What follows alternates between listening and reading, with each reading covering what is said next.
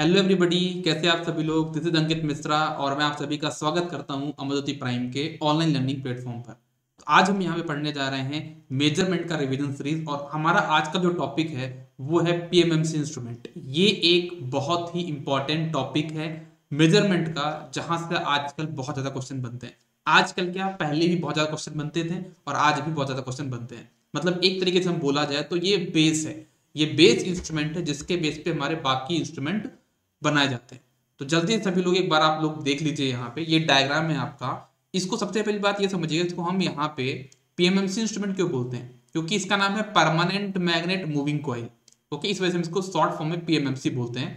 तो ये जो परमानेंट मैग्नेट मूविंग कॉइल, ये जो नाम लिखा ना यहाँ पे, यही इसके वर्क मतलब डायग्राम वर्किंग के बारे में बता रहा है कि हमारे पास यहाँ पे एक परमानेंट मैग्नेट होगा, ये मैग्नेट हो गया, और एक मूविंग कॉइल होगी। तो ये हमारे पास बीच में एक कॉइल रखी हुई है। तो ये हमारा एक सेटअप हो गया। बीच में जो ये वाला पार्ट है ये हमारा स्पिंडल है।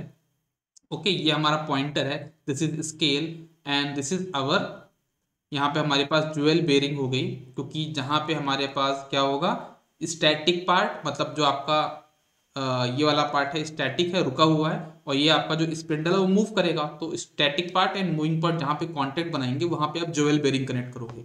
क्यों कनेक्ट करोगे वो हम लोग डिस्कस करेंगे। और देखो जो ये कॉइल है ना, मूविंग कॉइल, ऐसा नहीं कि आपने इसको हवा में लटका दिया है, किसी ना किसी फ्रेम में लगाया होगा। तो हम कौन से फ्रेम में लगाए हैं, हमने इसको एल्यूमिनियम फ्रेम पे लगाया हुआ है। जो परमानेंट मैग्नेट है ना, वो हमारा किसका बना हुआ है, एल निको एलॉय का बना हुआ है। तो होता क्या है कि देखो, आपके पास यहाँ पे परमानेंट मैग्नेट क्या होगा, एक स्ट्रॉन्ग मैग्नेटिक फील्ड क्रिएट कर देगा इनके बीच में। क्या कर देगा, एक स्ट्रॉन्ग मैग्नेटिक फील्ड बीच में क्रिएट कर देगा। और हम क्या करेंगे, इस कॉइल में हम वो करंट पास करेंगे जो कि हमको मेजर करना है। जब वो करंट इस कॉइल में से पास होगी तो इस पे एक लॉरेंज फोर्स लगेगा, और फोर्स की वजह से यहाँ पे क्या होगा, इस पे एक टॉर्क लगेगा। ठीक है, किस प्रिंसिपल की वजह से, लॉरेंज फोर्स की वजह से। तो हमारे पास जैसे फोर्स लगेगा तो हमारा पॉइंटर यहाँ से मूव करेगा। तो मतलब हमारे पास टीडी तो मिल गया, हमारे इंस्ट्रूमेंट में हमको टीडी मिल गया। अब हमको लगाना है कंट्रोलिंग टॉर्क, मतलब हमको इसको फाइनल वैल्यू को रोकने के लिए कंट्रोलिंग टॉर्क लगाना पड़ेगा। तो उसके लिए हम क्या लगाते हैं, यहाँ पे स्प्रिंग कंट्रोलिंग। तो हमने यहाँ पे एक स्प्रिंग लगाया, देख सकते हो यहाँ पे, एक ऊपर स्प्रिंग लगाई है और एक हमने यहाँ पे नीचे स्प्रिंग लगाई है। और क्यों लगाई है वो मैं आपको बताऊंगा, दो स्प्रिंग क्यों लगाई है वो रीजन मैं भी आपको एक्सप्लेन करूंगा। बट ये समझिए कि जो कंट्रोलिंग टॉर्क है, इसको लगाने की दो अप्रोच थी, एक स्प्रिंग कंट्रोल, एक ग्रेविटी कंट्रोल। तो हमने यहाँ पे क्या लगाया है, स्प्रिंग कंट्रोल। मैंने यहाँ पे स्प्रिंग कंट्रोल लगाया है। तो क्या ये मैं बोल सकता हूँ कि स्केल लीनियर होगी? अभी मैं नहीं बोल सकता हूँ कि स्केल लीनियर होगी, क्योंकि मुझे सबसे पहले टीडी चेक करना पड़ेगा। फिर बात आती है यहाँ पे डैम्पिंग टॉर्क की। डैम्पिंग टॉर्क कौन सा लगाया है यहाँ पे, क्योंकि आपके पास यहाँ पे परमानेंट मैग्नेट है जो कि एक अच्छा खासा मैग्नेटिक फील्ड क्रिएट कर देगा। तो आप यहाँ पे एयर फिक्शन डैम्पिंग यूज नहीं करोगे, आप यहाँ पे फ्लूइड फिक्शन डैम्पिंग यूज नहीं करोगे। तो आप कौन सा यूज करने वाले हो, आप यहाँ पे एडी करंट डैम्पिंग यूज करने वाले हो। तो ये एक आपके डायग्राम के बारे में मैंने बेसिक इंट्रोडक्शन दे दिया। तो चलो हम लोग स्टार्ट करते हैं यहाँ से बिल्कुल बेसिक से। तो आपका जो वर्किंग है ना पीएमएमसी का, वो बिल्कुल सिमिलर है किसके जैसे, DC motor. But DC motor क्या पूरा गोल गोल घूमता है ना, ऐसा ऐसा। लेकिन यहाँ पे क्या सिर्फ एक लिमिटेड रोटेशन है, जीरो से एफएसडी, जीरो से एफएसडी तक का रोटेशन बस है यहाँ पे। तो क्या बोलोगे कि इसका जो वर्किंग है ना वो सिमिलर है किसके, डीसी मोटर की वर्किंग के, but with a limited rotation. और ये किस प्रिंसिपल पे काम करता है, ये लॉरेंस प्रिंसिपल पे काम करता है। और लॉरेंस प्रिंसिपल क्या बोलता है, whenever a current carrying conductor placed in magnetic field it will experience a force. Force की वैल्यू क्या होती है, B I L L E sine theta. अगर आप इसको पूरा सॉल्व करोगे तो टॉर्क की वैल्यू क्या आ जाएगी, यहाँ पे डेरिवेशन पार्ट में स्किप कर रहा हूँ। तो पूरा चेक करो तो आपके पॉइंटर पे जो टॉर्क लगेगा वो क्या लगेगा, B I N A. B यहाँ पे क्या है, मैग्नेटिक फ्लक्स डेंसिटी। आई यहाँ पे करंट है जो करंट पास हो रही है। एन यहाँ पे नंबर ऑफ टर्न्स है जो कि आपके मूविंग कॉइल में है। और ए यहाँ पे उनका क्रॉस सेक्शन एरिया है। तो यहाँ पे आपको जो डिफ्लेक्टिंग टॉर्क लगेगा वो है बीना। आप लोग चाहो तो याद कर सकते हो, एमपी में एक डिस्ट्रिक्ट पड़ता है बीना, तो बी आई एन ए आप इसको याद कर सकते हो। टॉर्क की यूनिट क्या होती है, न्यूटन मीटर, याद रखना। कुछ लोग न्यूटन बोलते हैं, तो न्यूटन सिर्फ फोर्स की यूनिट होती है, टॉर्क की यूनिट क्या होगी, न्यूटन मीटर। अब देखो यहाँ पे जो टीडी है वो किसके प्रोपोर्शनल है, आई के प्रोपोर्शनल है ना। तो हाँ, अब मैं बोल सकता हूँ कि इसके लिए मेरी यहाँ पे क्या होगी, लीनियर होगी। एक बात और ध्यान दीजिएगा, जब कभी भी टीडी, देखना समझना आप सभी लोग, जब कभी भी टीडी आपका प्रोपोर्शनल होगा आई का, तो उसमें बोलो कि जो इंस्ट्रूमेंट है वो आपका क्या करने वाला है, वो आपका एवरेज वैल्यू रीड करेगा। ठीक है ना, वो कौन सी वैल्यू रीड करेगा, वो आपकी करंट की एवरेज वैल्यू रीड करेगा। ओके, और जब कभी भी टीडी आपका आई स्क्वायर प्रोपोर्शनल होगा, उसको आप बोलोगे कि वो आपका आरएमएस वैल्यू रीड करेगा। कौन सी value? RMS value, root mean square. यहाँ पे देखो ना स्क्वायर है, मतलब रूट मीन स्क्वायर वैल्यू को रीड करेगा। ठीक है, तो वही चीज मैंने यहाँ पे बताई है आपको कि क्योंकि यहाँ पे आई है मतलब ये एवरेज वैल्यू को रीड करेगा। तो क्वेश्चन बनता है कि पीएमएमसी इंस्ट्रूमेंट कौन सी वैल्यू रीड करेगा? एवरेज वैल्यू रीड करेगा। कंट्रोलिंग टॉर्क हमने स्प्रिंग कंट्रोल लगाया है। यहाँ पे हमने पेयर ऑफ स्प्रिंग इसलिए लगाया है क्योंकि इसमें कुछ टेम्परेचर एरर होगा। तो एक हमने ऊपर लगा दिया, एक हमने नीचे लगा दिया, दोनों का डायरेक्शन हमने क्या कर दिया? अपोजिट डायरेक्शन रख दिया। तो इसमें जो टेम्परेचर का इफेक्ट हुआ उतना नीचे में भी होगा, लेकिन दोनों अपोजिट डायरेक्शन में है, तो उससे क्या होगा? दोनों का जो इफेक्ट आपस में कैंसिल आउट हो जाएगा। ठीक है ना? तो pair of spring is used to compensate temperature effect. हमने जो पेयर यूज किया है, एक ऊपर स्प्रिंग लगाई है, एक नीचे लगाई है, वो क्यों लगाया है? टेम्परेचर इफेक्ट को कैंसिल आउट करने के लिए। और दूसरी बात, यहाँ पे स्केल हमारी क्या होगी? लीनियर होगी, क्योंकि स्प्रिंग कंट्रोल तो यूज किया था, साथ में हमारे पास टीडी प्रोपोर्शनल टू आई आ गया है। दैट मींस कि हमारा जो स्केल होगा अब वो लीनियर होगा। लीनियर स्केल से हमको बहुत बेनिफिट मिलते हैं, क्योंकि अगर स्केल नॉन लीनियर हो जाती तो हमको उसमें कैलिब्रेशन करने में बहुत दिक्कत आती है।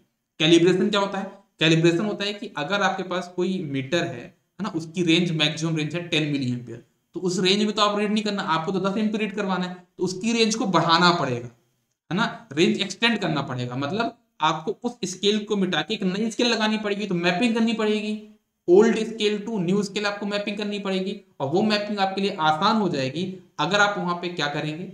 अगर आप वहां पे क्या कर देंगे? लीनियर स्केल को, तो जो मैपिंग वाला काम बहुत आसान हो जाएगा। लेकिन अगर स्केल नॉन लीनियर है तो जो मैपिंग कर रहे हो उसमें आपको बहुत टाइम भी लगेगा और बहुत पैसे भी खर्च करने पड़ेंगे। अभी आप ऐसा मान लीजिए एग्जांपल के तौर पे पीएमएमसी इंस्ट्रूमेंट मैंने बनाया, मान लेता हूं मैं कि इसको टोटल बनाने में जो खर्च लगा मुझे 100 रुपए लगे। जस्ट फॉर एन एग्जाम्पल, मान लीजिए कितने रुपए लगे? मुझे 100 रुपए लगे। तो स्केल इसकी लीनियर है ना, तो मुझे कितने पैसे खर्च करने पड़ेंगे कैलिब्रेशन में? जस्ट 1 या 2 रुपए। ठीक है ना, क्योंकि स्केल लीनियर। लेकिन अगर यहीं पे स्केल नॉन लीनियर हो जाती ना, तो मुझे इसमें 70-80 रुपीज खर्च करने पड़ जाते स्केल को कैलिब्रेशन करने में। तो ये डिफरेंस है, इसलिए हम बार बार लीनियर स्केल के पीछे भाग रहे हैं, क्योंकि लीनियर स्केल आपके लिए एक तरह से वरदान की तरह है ना। अगर आपको लीनियर स्केल मिल गया, समझो वरदान मिल गया आपको। चलो, अब देखो एक चीज और बनता है कि जो हमारा परमानेंट मैग्नेट था ना, उसका हमने ऐसा शेप नहीं बनाया था, उसका हमने ऐसा शेप बनाया था, ऐसा। तो ये होता है कॉनकेव शेप। क्यों बनाया था मैंने? Concave shape of permanent magnet is chosen which provide uniform magnetic field. अगर देखो यहाँ पे, तो यहाँ पे यूनिफॉर्म मैग्नेटिक फील्ड क्रिएट नहीं कर पाएगा, लेकिन ये आपका एक यूनिफॉर्म मैग्नेटिक फील्ड क्रिएट करेगा। कैसे करेगा? जैसे आप अगर इसको देखो, तो देखो अगर आप ऐसा परमानेंट मैग्नेट होता, अगर ऐसा परमानेंट मैग्नेट होता, तो यहाँ पे शार्प एजेस आ रही, देखो ना, ये पे शार्प एजेस, ये देखो, तो यहाँ पे मैग्नेटिक फील्ड यूनिफॉर्म तो नहीं रह पाएगा। लेकिन इसमें देखो पूरा ग्राउंड जैसे बन रहा है ना, जैसे क्रिकेट ग्राउंड होता है ना, तो यहाँ पे कहीं पे भी सडन चेंजेस नहीं देखने को मिल रहा, आपको पूरा एक ग्राउंड की तरह दिख रहा है, सर्कल की तरह दिख रहा है। तो आप क्या बोलोगे कि आपको कॉनकेव शेप हम इसलिए लेते हैं कि उससे आपको क्या मिलेगा? यूनिफॉर्म मैग्नेटिक फील्ड मिलेगा। डैम्पिंग कौन सी यूज कर रहे हैं? Eddy current damping. क्यों यूज कर रहे हैं? क्योंकि आपके पास यहाँ पे परमानेंट मैग्नेट है, स्ट्रॉन्ग मैग्नेटिक फील्ड है। एक क्वेश्चन बनता है कि अगर हमारे पास जो स्प्रिंग है वो ब्रेक हो जाए, ऊपर वाली या नीचे वाली, ये दोनों कभी टूट जाती है, कोई भी एक टूट जाती है, दोनों टूट जाती हैं, तो उस केस में मीटर हमारा क्या इंडिकेट करेगा?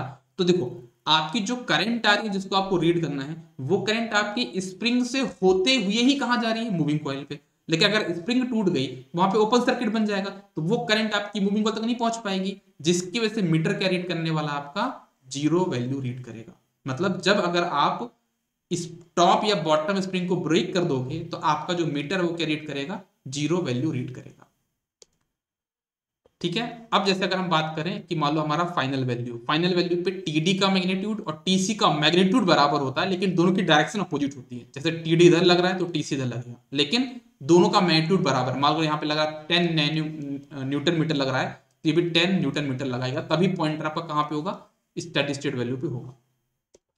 तो टीडी की वैल्यू क्या हो जाएगी? बी ना, और यहाँ पे हो जाएगा केसी इंटू थीटा। केसी यहाँ पे क्या हो गया? क्योंकि टीसी क्या होता है? प्रोपोर्शनल टू थीटा होता है, सॉरी प्रोपोर्शनल थीटा होता है। तो यहाँ पे टीसी क्या हो जाएगा? आपका कांस्टेंट आ गया केसी। तो यहाँ पे थीटा की वैल्यू कितनी हो जाएगी? BINA अपॉन केसी। इसके ऊपर भी कभी कभी न्यूमेरिकल बने हैं, तो तैयार रहिएगा, आप लोग प्रिपेयर रहिएगा। ठीक है, फिर अगर हम बात करें कि आपकी स्केल क्या होगी? यहाँ पे लीनियर होगी। कैलिब्रेशन आपका क्या हो जाएगा? यहाँ पे आसान हो जाएगा। स्केल लीनियर क्यों हुई है? मैंने बताया है, स्केल लीनियर हुई है क्योंकि आपने स्प्रिंग कंट्रोल यूज किया है और स्प्रिंग कंट्रोल में भी टीडी आपका आई के प्रोपोर्शनल है, इस वजह से आपका स्केल यहाँ पे लीनियर है। पीएमएमसी इंस्ट्रूमेंट हमारा डीसी में कैसा काम करता है, तो पीएमएमसी इंस्ट्रूमेंट आपका डीसी में परफेक्टली बहुत अच्छे तरीके से काम करता है। लेकिन एसी सप्लाई में क्या होगा कि जैसे आपने पॉजिटिव हाफ साइकिल दिया है ना, तो उस केस में क्या होगा, टीडी की वैल्यू पॉजिटिव होगी। लेकिन अगर आप निगेटिव हाफ साइकिल में आओगे तो क्योंकि आई यहाँ पे है, तो जब करंट निगेटिव तो टीडी भी निगेटिव हो जाएगा। तो अब अगर हम बात करें एवरेज टॉर्क कितना होगा हमारे पीएमएमसी इंस्ट्रूमेंट पे, तो क्या बोलोगे, 0 होगा। तो हमारा इंस्ट्रूमेंट एसी सप्लाई में काम नहीं करेगा। तो ये तो रीजन, मतलब ये जो आंसर है वो सही है कि पीएमएमसी इंस्ट्रूमेंट हमारा एसी सप्लाई में काम नहीं करता है। लेकिन इसके पीछे का जो रीजन मैंने दिया, जो यहाँ पे एक्सप्रेशन दिया, ये बुकिश एक्सप्लेनेशन है, एक्चुअल एक्सप्रेशन का कुछ और होगा। और वो एक्सप्रेशन क्या बोलता है देखना, वो एक्सप्रेशन बोलता है कि जैसे अगर हम बात करें कि पीएमएमसी इंस्ट्रूमेंट को अगर हम एसी सप्लाई दें तो क्या होगा, जैसे मान लो बात करते हैं 50 हर्ट्ज की सप्लाई हमने दी, तो 50 हर्ट्ज का मतलब क्या होता है कि आपका फर्स्ट साइकिल 50 हर्ट्ज का मतलब क्या होता है, नंबर ऑफ साइकिल पर सेकंड, मतलब एक सेकंड में, एक सेकंड ये हो गया, कितनी साइकिल आएंगी, टोटल 50, 1 2 3 4 ऐसे करके टोटल 50 साइकिल यहाँ पे आएंगे। तो होता क्या है, अगर आप थोड़ा सा इसको अच्छे से ऑब्जर्व करोगे डायग्राम को यहाँ पे, तो देखो आप यहां से यहां तक आए तो 0 से लेकर जैसे ए तक पहुंचोगे तो पॉइंटर आपका 0 पे है और उसको 80 तक जाएगा, फिर 80 के बाद यहाँ पे क्या आ जाएगा, अगेन बी, ए से बी में कहाँ पे आ जाएगा, वो यहाँ पे आ जाएगा। फिर बी से सी में क्या होगा, उस पर एक निगेटिव टॉर्क लगेगा लेकिन पॉइंटर 0 पे ही रहेगा। फिर सी से डी में क्या हो जाएगा, वो जो निगेटिव टॉर्क लग रहा था वो रिलीज हो जाएगा, तो तब भी पॉइंटर 0 पे रहेगा। तो कहने का मतलब ये है कि एक साइकिल में जो मेरा पॉइंटर है ना, वो 0 से लेके, वो 0 से स्टार्ट कर रहा है। एक साइकिल की अगर मैं बात करूं, एक साइकिल की बात, तो पॉइंटर मेरा 0 से स्टार्ट कर रहा है, 80 तक गया और 80 से वापस भी आ गया। ये कब हो रहा है, एक साइकिल में, है ना, मतलब 2 बार हुआ ना, 2 बार रोटेशन हो गया, यहाँ 0 से 80, 80 से यहाँ तक। लेकिन हमको ये पता है कि एक सेकंड में 50 साइकिल होती हैं, मतलब हमारे पॉइंटर को 100 टाइम्स 0 से 80, 80 से 0 आना है, टोटल इस तरह आपको क्या करना है, 100 टाइम्स करना है। तो मुझे बताओ, क्या एक सेकंड में अगर आपको कोई बोले कि 0 से 80, 80 से 0 करो 100 बार, तो क्या आप ये कर पाओगे, नहीं कर पाओगे ना। क्या आप ये काम कर पाएंगे, नहीं कर पाएंगे। तो होगा क्या, आप वहां पे वाइब्रेट करेंगे, आप 0 वैल्यू शो नहीं करेंगे। अगर आप पीएमएमसी को एसी सप्लाई दोगे ना, तो प्रैक्टिकली वो 0 वैल्यू शो नहीं करता है, वो 0 पे वाइब्रेट करता है। क्यों, वो जैसे 80 पे जाने की कोशिश करता है कि एक सेकंड में 100 बार करेगा, तो तब में एक सेकंड टाइम निकल जाता है ना। तो उस टाइम पे क्या करेगा, 0 पे वाइब्रेट करेगा। अगर आप पीएमएमसी को AC supply, high frequency supply दोगे, ये आपकी हाई फ्रीक्वेंसी है, अगर आप हाई फ्रीक्वेंसी दोगे तो क्या होगा, पॉइंटर आपका 0 पे वाइब्रेट करेगा। लेकिन अगर आप उसको क्या करोगे, लो फ्रीक्वेंसी सप्लाई दोगे, low frequency in the sense कि मान लो अगर उसको 2 हर्ट्ज दिया, अब 2 हर्ट्ज दिया तो उससे क्या होगा, 2 हर्ट्ज देने से क्या होने वाला है, आप ये समझिए कि 2 हर्ट्ज देने पे उसको प्रॉपर टाइम रहेगा कि वो 4 बार ऐसा मूव कर सकता है। तो पॉइंटर क्या करेगा, 0 से एफएसडी और एफएसडी से 0 वो ऑसिलेट करेगा। यहां पे तो वाइब्रेट कर रहा था, हाई फ्रीक्वेंसी में पॉइंटर आपका वाइब्रेट करेगा, लेकिन लो फ्रीक्वेंसी में आपका वो आपका ऑसिलेट करेगा। तो यहां पे लिखा भी है मैंने, अगर आप देख सकते हो तो पढ़ सकते हो कि when AC supply of higher frequency से 50 hertz is applied, pointer vibrates at 0 value and does not read value, कोई वैल्यू रीड नहीं करेगा। लेकिन when AC supply of low frequency से 1 to 2 hertz is applied, pointer gets sufficient time to travel from 0 to true value and true value to 0, hence pointer oscillates from 0 to true value। ठीक है, एक बात और ध्यान देना, जो हमने यहां भी बताया कि आपकी जो करंट है पीएमएमसी इंस्ट्रूमेंट में, वो स्प्रिंग के थ्रू होके जा रही है, और जब स्प्रिंग से थ्रू के होके जा रही है तो हमारा जो स्प्रिंग बहुत पतला है, हेयर थिकनेस का है, और जब वो हेयर थिकनेस का है तो उसमें से हम ज्यादा करंट पास नहीं कर सकते, और जब ज्यादा पास नहीं कर सकते तो कितनी करंट पास कर सकते हैं जिससे हमारे स्प्रिंग डैमेज ना हो। स्प्रिंग को बचाने के लिए हम सिर्फ उसमें मिली एम्पियर करंट और मिली वोल्टेज ही प्रोवाइड कर सकते हैं। अगर इससे ज्यादा हम प्रोवाइड करते हैं तो मीटर हमारा बर्न आउट हो जाएगा। तो अब बताओ, मेरा पीएमएमसी का जो एमीटर है उसका रेंज कितना है, 50 milli ampere. PMMC volt meter की रेंज कितनी है, 200 मिली वोल्ट। ठीक है, तो इतना कम वोल्टेज तो हमको रीड नहीं करना था ना, इतना कम के लिए तो हमने बनाया नहीं है। तो हमको क्या करना होगा, हमको रेंज को बढ़ाना होगा। रेंज कैसे बढ़ाएंगे वो हम अभी देखने वाले हैं। अच्छा, एक चीज और, पीएमएमसी हमने इंस्ट्रूमेंट तो बना लिया, इसको हम एज अ एमीटर भी यूज कर सकते हैं, इसको हम एज अ वोल्ट मीटर भी यूज कर सकते हैं। जैसे आप लोग जब जाते हो ना मार्केट में, तो आप सैमसंग का फोन खरीद रहे हो, और जब सैमसंग का फोन खरीद रहे हो तो ऐसा नहीं कि भाई सैमसंग में सिर्फ जियो की सिम लगेगी, इसमें एयरटेल सिम लगेगी, दोनों लग सकती है ना। तो बस आपने फोन तो बना लिया और उसमें आप सिम कोई भी डाल सकते हो। वैसे आपने पीएमएमसी तो बना लिया, अब आप उसको एमीटर की तरह भी बना यूज कर सकते हो, अब आप उसको वोल्ट मीटर की तरह भी यूज कर सकते हो। ठीक है, तो एक चीज और ध्यान दीजिएगा कि पीएमएमसी इंस्ट्रूमेंट की एक खास बात होती है, एक बहुत अच्छी बात है कि पीएमएमसी इंस्ट्रूमेंट आपका एक तरीके से इंटर कन्वर्टेबल इंस्ट्रूमेंट होता है। इसका मतलब ये कि इसके एमीटर में और वोल्ट मीटर में कंस्ट्रक्शन डिफरेंस कुछ भी नहीं होगा। पीएमएमसी एमीटर और पीएमएमसी वोल्ट मीटर में कंस्ट्रक्शन डिफरेंस कुछ भी नहीं होगा, अंदर अंदर पूरा सेम होगा। लेकिन आगे जो हम मीटर पढ़ने वाले थे कि आपका मूविंग आयरन इंस्ट्रूमेंट हो गया, उसमें ऐसा नहीं होता। मूविंग आयरन एमीटर का कंस्ट्रक्शन अलग होता है और मूविंग आयरन वोल्ट मीटर का कंस्ट्रक्शन अलग होता है। एमीटर का अलग, वोल्ट मीटर का अलग, किसमें? मूविंग आयरन में। लेकिन यहां पे क्या होगा पीएमएमसी में? पीएमएमसी एमीटर का कंस्ट्रक्शन और पीएमएमसी वोल्ट मीटर का जो इंटरनल कंस्ट्रक्शन है वो पूरा पूरा सेम होगा। आप इसको ऐसे एग्जांपल के थ्रू समझ सकते हैं कि जैसे मान लीजिए जो सैमसंग का फोन है वो एक तरीके से पीएमएमसी है, आप उसको एमीटर भी बना सकते हो, आप उसको वोल्ट मीटर भी बना सकते हो। लेकिन जो मूविंग आयरन इंस्ट्रूमेंट जो हम आगे पढ़ने वाले हैं वो जियो का फोन है। अब जियो की फोन में आप एयरटेल सिम तो डाल नहीं पाओगे ना, वो जियो की सिम डलेगी उसके अंदर, तो वो आपका क्या फिक्स हो गया। अगर आपने उसको बनाया है क्या एमीटर, तो वो एमीटर ही रहेगा, वो वोल्ट मीटर नहीं बन पाएगा। लेकिन पीएमएमसी में ऐसा नहीं है, पीएमएमसी आपका इंटर कन्वर्टेबल इंस्ट्रूमेंट माना जाता है। हम पीएमएमसी को एज ए एमीटर यूज कर सकते हैं, बिल्कुल कर सकते हैं। कैसे? ये मेरा पीएमएमसी इंस्ट्रूमेंट है, लोड के सीरीज में कनेक्ट कर दो तो बन जाएगा वो एमीटर, और जो इसकी स्केल होगी उसको आप एमीटर के फॉर्म में कैलिब्रेट कर लोगे। पीएमएमसी को एज अ वोल्ट मीटर कैसे यूज करोगे? पीएमएमसी को as a volt meter use करने के लिए आप उसको लोड के पैरेलल में कनेक्ट कर दोगे और इसकी स्केल को आप वोल्ट मीटर के फॉर्म में कैलिब्रेट कर लोगे। पीएमएमसी का रिप्रेजेंटेशन क्या होगा? जैसे मैंने बताया कि सिर्फ डीसी में काम करता है, एसी में काम नहीं करता है। तो आप मुझे बताओ क्या यहाँ पे इंडक्टेंस इफेक्ट देखने को मिलेगा? नहीं मिलेगा। क्योंकि क्या होगा, सिर्फ आपके पास करंट की रेंज। और देखो आपका जो टीडी है ना वो क्या है यहाँ पे? BINA। तो यहाँ पे बताओ कि जो आपका ये इंस्ट्रूमेंट है, पीएमएमसी इंस्ट्रूमेंट है, वो करंट को रिस्पॉन्ड कर रहा है या वोल्टेज को रिस्पॉन्ड कर रहा है?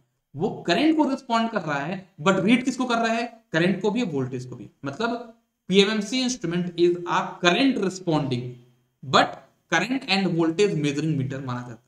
करंट और वोल्टेज को मेजर जरूर कर लेगा, लेकिन रिस्पॉन्ड को किसको करता है? वो करंट को करता है। इवन मैं आपको एक चीज और बता दूं कि सिर्फ इलेक्ट्रोस्टैटिक वोल्ट मीटर को छोड़कर जितने भी इलेक्ट्रिकल इंस्ट्रूमेंट हैं वो सारे के सारे इंस्ट्रूमेंट करंट रिस्पॉन्डिंग है। और एक चीज और बता दूं, आपके जितने भी इलेक्ट्रॉनिक इंस्ट्रूमेंट्स हैं जैसे कि सीआरओ, डीवीएम, क्यूमीटर, जितने भी इंस्ट्रूमेंट हैं वो सभी के सभी आपके वोल्टेज रिस्पॉन्डिंग है। Electrical instrument current responding, electronic instrument आपके वोल्टेज रिस्पॉन्डिंग होते हैं। अगर कोई पूछे सीआरओ किस टाइप का मीटर है, एमीटर है कि वोल्ट मीटर, तो क्या बोलोगे? सीआरओ एक वोल्ट मीटर है। पीएमएमसी एक तरीके से आपका एक इंटरनल एमीटर है, आप उसकी स्केल को चेंज करके वोल्ट मीटर बना रहे हो, बस वोल्टेज रीड कर रहे हो बस। ठीक है, तो आपके पास यहाँ पे एक एमीटर हो गया, मतलब करंट हो गई, क्योंकि आपको पता है कि पीएमएमसी एक्चुअली में एक करंट है ना, एमीटर है, और उसका एक रेजिस्टेंस हो गया। इंडक्टेंस के इफेक्ट आपको यहाँ पे देखने को नहीं मिलेगा। अब बात करते हैं रेंज, क्योंकि मैंने बताया कि इसकी जो रेंज बहुत कम है, मिली एम्पियर मिली वोल्ट है, तो हम इसकी रेंज बढ़ाना चाहते हैं। और रेंज कैसे बढ़ाना चाहते हैं उसको थोड़ा सा आप डायग्राम के थ्रू समझोगे तो ज्यादा बेटर लगेगा। जैसे आप ये देखिए कि ये आपका एमीटर है ना, इसमें जो करंट आपकी रेंज है मान लो कितनी है, 10 मिली एम्पियर। अब आप चाहते हो इससे आप 10 एम्पियर रीड करना, तो क्या चाहते हो आप? रेंज बढ़ाने के लिए आप 10 एम्पियर यहाँ से आएगी, लेकिन 10 एम्पियर जैसे यहाँ पे 10 एम्पियर यहाँ पे रीड करना है।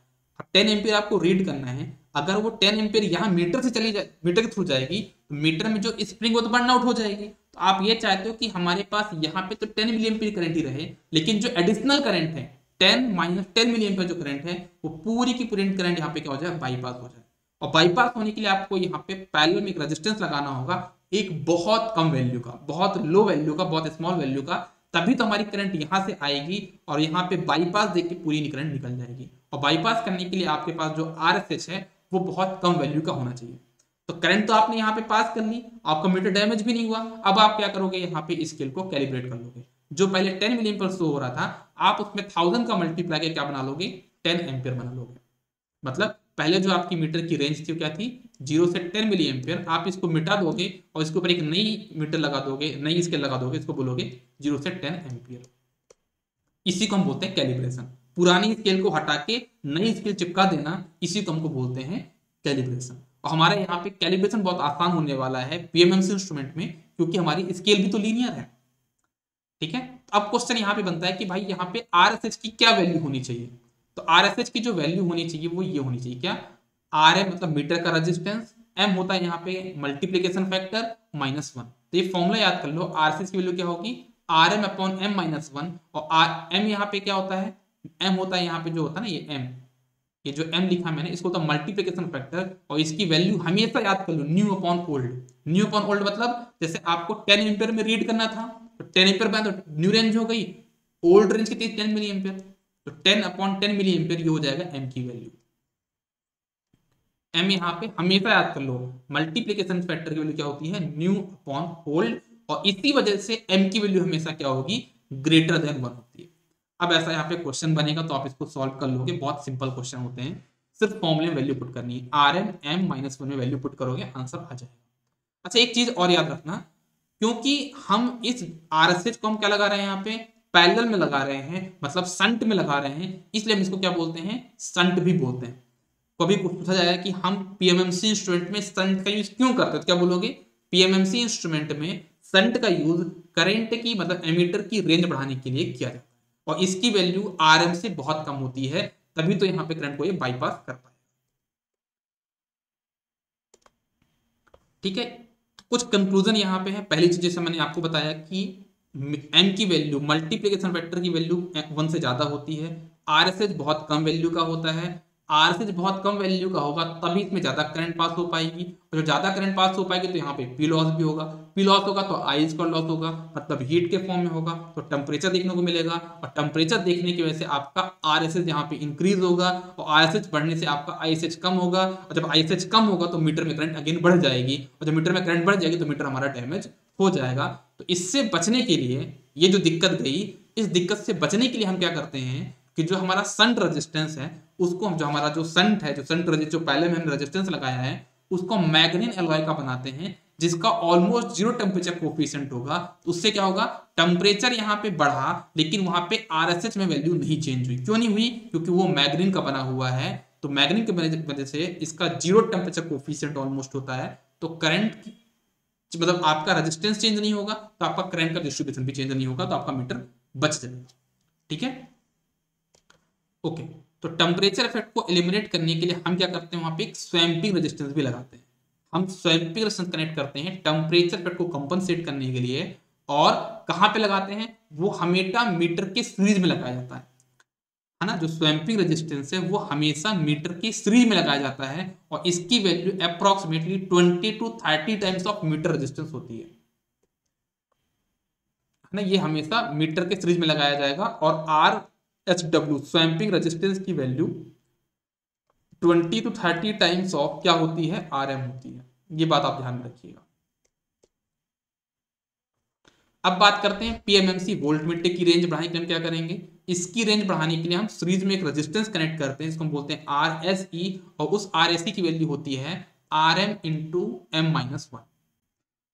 यहाँ पे m अगेन क्या है, मल्टीप्लिकेशन फैक्टर, और इसकी वैल्यू क्या होगी, अगेन न्यू अपॉन ओल्ड, मतलब न्यू वोल्टेज जिसमें आपको बढ़ाना मतलब वोल्टेज बनाना है। मान लो आपके पास इसका जो इंटरनल वोल्टेज था वो 1 मिली वोल्ट था, आपको बनाना है इसको 10 वोल्ट, तो यहाँ पे 10 वोल्ट क्या हो जाएगा, न्यू रेंज, और 1 मिली वोल्ट हो जाएगा आपके पास यहाँ पे ओल्ड रेंज। ठीक है, तो हम क्या करते हैं, पीएमएमसी वोल्ट मीटर की रेंज बढ़ाने के लिए इसके सीरीज में एक हाई रेजिस्टेंस हम कनेक्ट करते हैं। हाई रेजिस्टेंस क्यों, क्योंकि आपको पता है कि m की वैल्यू हमेशा क्या होती है, ग्रेटर देन 1, तो आरएससी की वैल्यू यहाँ पे बहुत ज्यादा हो जाएगी। मतलब हम पीएमएमसी वोल्ट मीटर की रेंज बढ़ाने के लिए सीरीज में एक हाई रेजिस्टेंस कनेक्ट करते हैं। एक क्वेश्चन आप इसको देख सकते हो, है ना। एक चीज और याद रखिएगा, वोल्ट मीटर की सीरीज में जो हम रेजिस्टेंस लगा रहे हैं उसको हम मल्टीप्लायर भी बोलते हैं, और एमीटर के पैरेलल जो रेजिस्टेंस लगा रहे थे हम उसको संट बोलते हैं। तो याद रखना संट और मल्टीप्लायर क्या होते हैं। क्वेश्चन बनता है संट का यूज कहां पे होता है, तो एमीटर्स में होता है, मल्टीप्लायर का यूज कहां पे होगा, तो क्या होगा, वोल्ट मीटर में होगा। एक बात ध्यान दीजिएगा, स्वैम्पिंग रेजिस्टेंस की रिक्वायरमेंट आपके पीएमएमसी वोल्ट मीटर में नहीं होती है, उसकी रिक्वायरमेंट सिर्फ पीएमएमसी एमीटर में होती है, पीएमएमसी वोल्ट मीटर में इसकी रिक्वायरमेंट नहीं होती। देखिए एक चीज मैं आपको और बता दूं, मैं आपको जो जो भी चीजें यहाँ पे बता रहा हूँ, एक कंक्लूजन बता रहा हूँ, एक रिवीजन पार्ट बता रहा हूँ, है ना। इसका बहुत डिटेल में मैं जो आपको बता रहा हूँ ना ये चीजें, इसका बहुत डिटेल में चीजें मैंने आपको कहाँ पे कराई हैं, आपके कॉम्प्रिहेंसिव कोर्स में। तो अगर आप चाहते हो कि पूरा एक डिटेल में पढ़ना आपको, तो आप वहां से पढ़ सकते हो। ये सीरीज मैंने किन के लिए बनाई है, जो पहले कहीं ना कहीं से पढ़ चुके हैं और एक शॉर्ट फॉर्म में, डिटेल्ड फॉर्म में, एक शॉर्ट एंड डिटेल, मतलब क्या हुआ कि सब कुछ पढ़ाना है लेकिन कम टाइम में पढ़ाना है। मेरा जो एम है वो क्या है, सब कुछ बताना है लेकिन कम टाइम में बताना है। ठीक है, बस मैं डेरिवेशन पार्ट और जो एक्सप्लेनेशन ज्यादा है उनको मैं स्किप कर रहा हूँ, बाकी सारी चीज आपको एक्सप्लेन कर रहा हूँ। ठीक है ना। तो जिनको अगर ये चाहते हैं कि स्वैम्पिंग रेजिस्टेंस की रिक्वायरमेंट नहीं होती पीएमसी वोल्टमीटर में, क्यों नहीं होती, तो वो कॉम्प्रिहेंसिव कोर्स देखें। मैं तो बस आपको यहाँ पे रिवीजन करा रहा हूँ। ठीक है, तो यहाँ पे 4 तरह के रेजिस्टेंस हमने पढ़ लिए पीएमएमसी में। पहले आरएम जिसको हम बोलते हैं मीटर रेजिस्टेंस, आरएसएच जिसको हम बोलते हैं शंट रेजिस्टेंस, आरएससी जिसको हम बोलते हैं मल्टीप्लायर, आरएसडब्ल्यू जिसको हम बोलते हैं स्वैम्पिंग रेजिस्टेंस। इनमें सबसे कम वैल्यू किसकी होती है, इनमें सबसे कम वैल्यू होती है किसकी, आरएसएच की। उससे भी कम किसकी वैल्यू होती है, मतलब उससे ज्यादा वैल्यू किसकी होती है, आरएम की। उससे ज्यादा वैल्यू किसकी होती है, स्वैम्पिंग रेजिस्टेंस की। और उससे भी ज्यादा वैल्यू होती है किसकी, आपकी मल्टीप्लायर की। ठीक है, अब हम बात करते हैं कि हमारे पीएमएमसी इंस्ट्रूमेंट में कौन कौन सी एरर होती है। ये यहाँ से क्वेश्चन बहुत ज्यादा बनते हैं, तो देखिएगा। पहली एरर होती है आपके पीएमएमसी में, उसको हम बोलते हैं आपकी कौन सी error, frictional error. Frictional error क्या होती है, देखते हैं अपन यहाँ पे। देखो फ्रिक्शनल एरर क्या होती है, जैसे मान लो ये स्पिंडल था, ये कहीं ना कहीं से देखो, आपका जो स्पिंडल वो मूविंग पार्ट है क्योंकि पॉइंटर्स कनेक्टेड है ना। और ये आपका यहाँ पे स्टैटिक पार्ट है।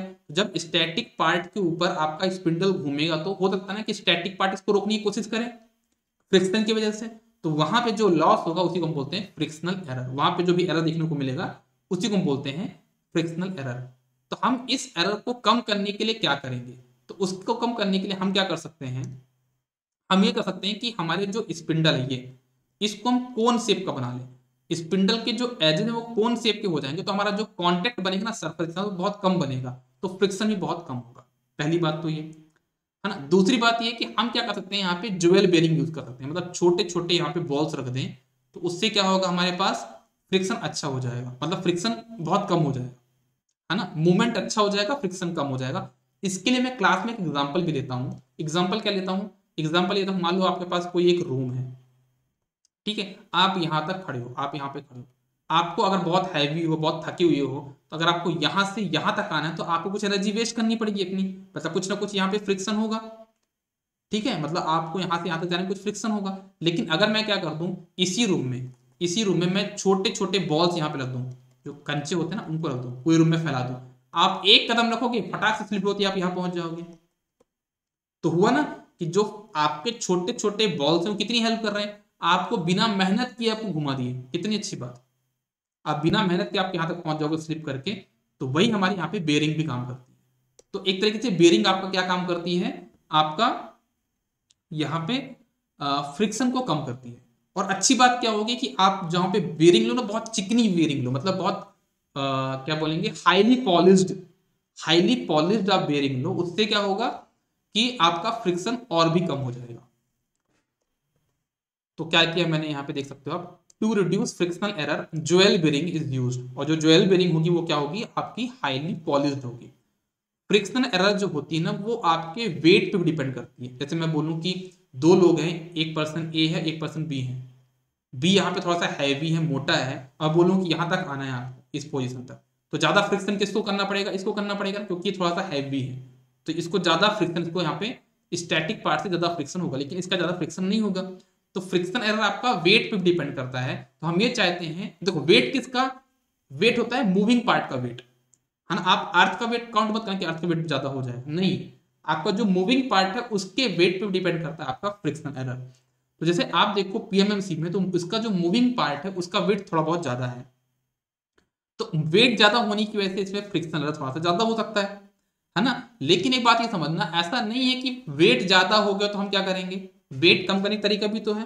कम करने का तरीका ये है कि आपका जो मूविंग पार्ट का जो हिस्सा पॉइंटर है, आप उसको किसका बना दो, एल्यूमिनियम का बना दो, तो थोड़ा बहुत वेट कम हो जाएगा। क्यों हो जाएगा, क्योंकि आपको पता है एल्यूमिनियम का weight as compared to copper कम होता है, तो हम यहाँ पे एल्यूमिनियम के क्या यूज कर लेंगे, आपका पॉइंटर जिसका वेट कम होगा। तो आगे से इतना हमको समझ में आ गया कि आगे आने वाले मीटर्स में जब हमको पॉइंटर की जरूरत पड़ेगी तो हम किसके बनाने वाले हैं, वो एल्यूमिनियम के बनाने वाले हैं, क्योंकि वो हल्के होते हैं। अब एक बात समझना, पीएमएमसी का जो मूविंग पार्ट है उसका वेट तो ज्यादा है, इस बात से हम इनकार नहीं कर सकते। तो क्या ऐसा भी कि जब वेट ज्यादा है तो उसका सेंसिटिविटी कम हो जाएगा? घबराना नहीं है। क्यों नहीं घबराना? क्योंकि आप ये समझिए कि वेट ज्यादा होने से तो फर्क नहीं पड़ता, फर्क इस बात पे पड़ता है कि उसको जो धक्का मारने वाला वो कैसा है। मैं एक एग्जांपल लेता हूं, जैसे मान लो एक आपके पास यहाँ पे छोटा बच्चा है 2 साल का, 2 years old, उसके पास में एक छोटी सी बॉल यहाँ पे रख रहा हूं जिसका वेट बहुत कम है। तो मतलब धक्का मारो, फेंको बॉल, तो फेंक के वो यहां तक फेंकेगा बस। लेकिन इसी के सामने मैं क्या देता हूँ, खली को रख देता हूँ, द ग्रेट खली, और उसके बाद मैं लोहे की बॉल दे देता हूँ, वह फेंक, तो उससे दूर पे नहीं फेंक लेगा क्या? फेंक लेगा ना। तो बात यहाँ पे ये है कि हमारा जो सेंसिटिविटी है वो किस पे डिपेंड करता है? वेट पे डिपेंड तो करता है, लेकिन इस बात पे डिपेंड करना है कि जो फेंकने वाला वो कौन है। हमारे पास पीएमएमसी में जो फेंकने वाला वो कौन है, यहाँ पे परमानेंट मैग्नेट के थ्रू जो हमारा टॉर्क डेवलप हुआ है वो बहुत स्ट्रॉन्ग मैग्नेटिक फील्ड है ना। तो उसकी वजह से हमारे पास टॉर्क भी ज्यादा है। तो वेट तो ज्यादा है, मानता हूं मैं, वेट ज्यादा है, लेकिन हमारे पास टॉर्क ज्यादा है, जिसकी वजह से हमारी सेंसिटिविटी अभी भी अच्छी रहेगी। ऐसा मत बोला कि लोहे की बॉल है यहाँ पे तो बहुत कम दूर तक फेंक पाएगा, नहीं, फेंकने वाला भी बंदा बहुत तगड़ेदार है यहाँ पे। तो क्या बोला मैंने, यहाँ पे लिखा भी है मैंने, since weight of moving system is higher but due to presence of strong magnetic field, deflecting torque is also higher, due to which torque to weight ratio is higher, which results in higher sensitivity। आपको यहाँ पे higher sensitivity देखने को मिलेगी। बात करते हैं temperature error. दो तरीके से टेम्परेचर एरर हो सकती थी और दोनों को मैंने यहाँ पे कम कर लिया है। पहला तो आपका स्प्रिंग में हो सकती थी, तो उसके लिए मैंने क्या किया, टॉप स्प्रिंग और बॉटम स्प्रिंग हमने यूज किया है, और जो कि आपके अपोजिट डायरेक्शन में कनेक्टेड है। तो उससे क्या होगा, टेम्परेचर का इफेक्ट कैंसिल आउट हो जाएगा। और दूसरी बात, हम टेम्परेचर से बचने के लिए हम क्या कर रहे हैं, फॉस्फर ब्रॉन्ज और बेरिलियम कॉपर की स्प्रिंग बना रहे हैं। बेरिलियम कॉपर बहुत महंगा होता है, इसको हम सिर्फ रिसर्च एंड डेवलपमेंट पे यूज करते हैं, ठीक है। नॉर्मल जो आपके लैब वगैरह में जो मीटर यूज होंगे उसमें हम लोग फॉस्फर ब्रॉन्ज यूज करेंगे, ठीक है। अगर हम बात करें कि हमारा जो मीटर होता है ना पीएमएमसी में, अगर हम उसमें बात करें टेम्परेचर इफेक्ट को कंपनसेट करना है एमीटर में, तो क्या करेंगे हम वहां पे स्वैम्पिंग रेजिस्टेंस का भी यूज करते हैं। पीएमएमसी वोल्ट मीटर में इसकी रिक्वायरमेंट नहीं होती है। फिर बात करते हैं stray magnetic field error. Stray magnetic field error मतलब ये होता है जैसे आपका ऑपरेटिंग मैग्नेटिक फील्ड है, नॉर्थ पोल साउथ पोल, इनके में जो बॉन्डिंग अच्छी है, क्यों अच्छी है, क्योंकि इनके में स्ट्रॉन्ग मैग्नेटिक फील्ड है। तो कोई बाहर से मैग्नेटिक फील्ड आके क्या इनको अफेक्ट कर पाएगा, क्या नहीं कर पाएगा, उनका ज्यादा इफेक्ट नहीं पड़ेगा। तो आपका जो स्ट्रे मैग्नेटिक फील्ड क्या होता है कि कोई बाहर से मैग्नेटिक फील्ड आके ऑपरेटिंग मैग्नेटिक फील्ड को डिस्टर्ब कर दे, अगर वो डिस्टर्ब हो गया तो आपका टॉर्क भी डिस्टर्ब हो जाएगा। तो उसकी वजह से जो एरर आएगी उसको हम क्या बोलेंगे, स्ट्रे मैग्नेटिक फील्ड एरर। लेकिन पीएमएमसी में आपको इससे घबराने की बात नहीं है, क्योंकि होता क्या है पीएमएमसी में कि आपका जो ऑपरेटिंग मैग्नेटिक फील्ड वो बहुत स्ट्रॉन्ग है, तो जो बाहर से मैग्नेटिक फील्ड आएगा उसका इफेक्ट यहाँ पे नहीं पड़ेगा। तो ये एरर आपके पास यहाँ पे क्या होगी, मिनिमम होगी। अगर ये एरर ज्यादा होती तो आपको आयरन सील्डिंग की रिक्वायरमेंट होती। आयरन सील्डिंग एक जैमर की तरह होता है, जो बाहर से जो फील्ड आएगा उसको रोक लेता है, ठीक है। लेकिन हमको यहाँ पे आयरन सील्डिंग की रिक्वायरमेंट नहीं है। बात करते हैं फ्रीक्वेंसी एरर की, तो फ्रीक्वेंसी एरर पीएमएमसी में नहीं होती है, क्योंकि ये सिर्फ डीसी मेजरमेंट में यूज होता है। इसका मेजरमेंट, इसका जो यूज है वो एसी मेजरमेंट में नहीं है, इस वजह से हम इसको फ्रीक्वेंसी हम यहाँ पे क्या मानते हैं, जीरो मानते हैं। बात करें अब हम इलेक्ट्रिक आपका हिस्टैरिसीस एरर की, तो हिस्टैरिसीस एरर को हम दो तरीके से डिफाइन कर सकते हैं। एक होता है हमारा मैकेनिकल हिस्टैरिसीस, एक होता है हमारे पास इलेक्ट्रिकल हिस्टैरिसीस, है ना। तो मैकेनिकल हिस्टैरिसीस में क्या होता है, जैसे मान लो आपके पास स्प्रिंग है ना, स्प्रिंग को हमने खींचा, यहाँ पे स्ट्रेस किया, तो यहाँ पे क्या हुआ, एक स्ट्रेस डेवलप हुआ। तो अब इसको हम अगर छोड़ दें तो हम कह देते हैं कि जो पहले इसकी लेंथ थोड़ी बढ़ चुकी है। तो कहने का मतलब क्या है कि जब हम किसी स्प्रिंग को लोड करते हैं तो जितना स्ट्रेस डेवलप हुआ है उतना अनलोड करने पे रिलीज नहीं होता है। तो ये हम बोलते हैं किसकी वजह से होता है, ये मैकेनिकल हिस्टैरिसीस की वजह से होता है। आप इसको खुद से एक्सपेरिमेंट कर सकते हो, आपके पेन में जो स्प्रिंग होगी उसको निकालना है ना, पहले उसकी लेंथ देखना सेंटीमीटर कितनी है, आप उसको खींचना 2 मिनट के लिए और छोड़ देना, तो जब वापस आएगा तो वापस वो 1 सेंटीमीटर नहीं रहेगा, थोड़ा सा वो ज्यादा हो जाएगा, 1.2 सेंटीमीटर 1.3 सेंटीमीटर वहां पे हो जाएगा। तो कहने का मतलब ये है whatever stress is developed while loading the spring is not recovered while unloading the spring। जब लोड करने पे जितना स्ट्रेस डेवलप हुआ उतना ही इस रिकवर नहीं हुआ जब आपने उसको अनलोड किया, तो उसको हम बोलते हैं आपका मैकेनिकल हिस्टेरेसिस। फिर हम बात करें इलेक्ट्रिकल हिस्टेरेसिस।